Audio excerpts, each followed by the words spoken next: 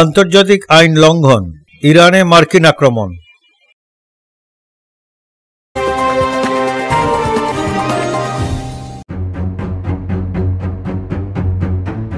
সর্বোচ্চ শক্তি দিয়ে মার্কিন আক্রমণ প্রতিহত করার প্রতিশ্রুতি দিয়েছে ইরান। একই সঙ্গে পারমাণবিক স্থাপনায় মার্কিন হামলাকে আন্তর্জাতিক আইনের ঘোরতর এবং অভূতপূর্ব লঙ্ঘন বলে নিন্দা জানিয়েছেন ইরানের পররাষ্ট্র মন্ত্রণালয়। খবর আল জাজিরার। রোববার এক বিবৃতিতে ইরানি পররাষ্ট্র মন্ত্রণালয় জানিয়েছে, পারমাণবিক স্থাপনায় মার্কিন হামলা আন্তর্জাতিক আইনের ঘোরতর ও অভূতপূর্ব লঙ্ঘন। এই ধরনের আগ্রাসন প্রতিরোধ করার অধিকার তাদের রয়েছে। বিবৃতিতে মন্ত্রণালয়টি বলেছে, বিশ্বকে ভুলে যাওয়া উচিত নয় যে যুক্তরাষ্ট্র এই কূটনৈতিক প্রক্রিয়ার মধ্যে ইসরায়েলের আগ্রাসী পদক্ষেপ সমর্থন করে কূটনীতির সঙ্গে বিশ্বাসঘাতকতা করেছে, এখন ইরানের বিরুদ্ধে একটি বিপজ্জনক যুদ্ধ চালাচ্ছে।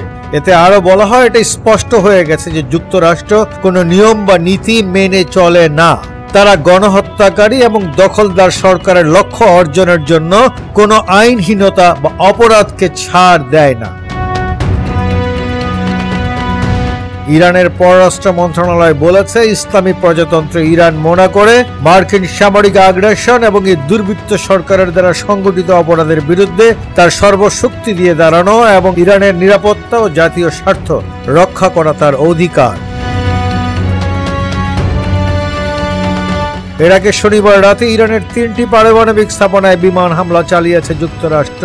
পরে ট্রাম্প নিজেই ঘোষণা দেন যে তার দেশ ইরানের 3টি পারমাণবিক স্থাপনায় সফল হামলা সম্পন্ন করেছে।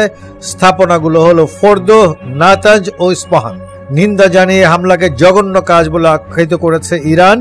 দেশটির পারমাণবিক সংস্থা জানিয়েছে, ইরানের গুরুত্বপূর্ণ 3টি পারমাণবিক স্থাপনায় শত্রুর হামলা আন্তর্জাতিক আইন লঙ্ঘন করেছে, বিশেষ করে নিউক্লিয়ার নন প্রলিফারেশন চুক্তি। আন্তর্জাতিক আণবিক শক্তি কমিশন যখন সম্পূর্ণভাবে ইরানের পারমাণবিক কর্মসূচিকে অবজারভেশনে রেখেছে, তখন এই ধরনের হামলা অত্যন্ত অমানবিক এবং অপরাধ। মার্কিন আক্রমণের মধ্যেই প্রশ্ন উঠেছে, যুক্তরাষ্ট্র ইরাকে যে ভুল করেছিল, ইরানে কি তার পুনরাবৃত্তি করছে কিনা। চীন সহ বিভিন্ন দেশ এখন সংঘাত প্রশমনের আহ্বান জানাচ্ছে এবং যুদ্ধ নয় কূটনীতিকে সামনে আনার উপরে জোর দিচ্ছে। একের পর এক দেশ রোববার কূটনৈতিক সমাধানের আহ্বান জানাতে শুরু করে। এমনকি মার্কিন সিনেটর স্যান্ডি বার্চ পর্যন্ত এই আক্রমণকে অনৈতিক বলে আখ্যায়িত করেছে। এছাড়া মার্কিন প্রেসিডেন্ট ট্রাম্প বলেছিলেন তিনি 2 সপ্তাহ পর্যন্ত অপেক্ষা করে সিদ্ধান্ত দিবেন, কিন্তু উনি নিজেই নিজের সিদ্ধান্তকে পরিবর্তন করে 1 সপ্তাহের মাথায় এই আক্রমণ করলেন। এদিকে জাতিসংঘের মহাসচিব অ্যান্তনিও গুতেরেস বলেছেন, যুক্তরাষ্ট্রের হামলায় আমি অত্যন্ত উদ্বিগ্ন। সংঘাতের নিয়ন্ত্রণের বাইরে চলে যাওয়ার ঝুঁকি বাড়ছে, যা সাধারণ মানুষ, অঞ্চল ও গোটা বিশ্বের জন্য ভয়াবহ পরিণতি বয়ে আনতে পারে।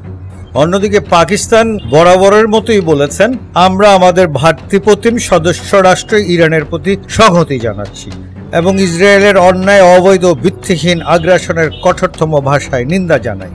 বরাবরের মতোই পাকিস্তান এই বিবৃতির মাধ্যমেই তাদের বক্তব্য সীমাবদ্ধ রেখেছেন।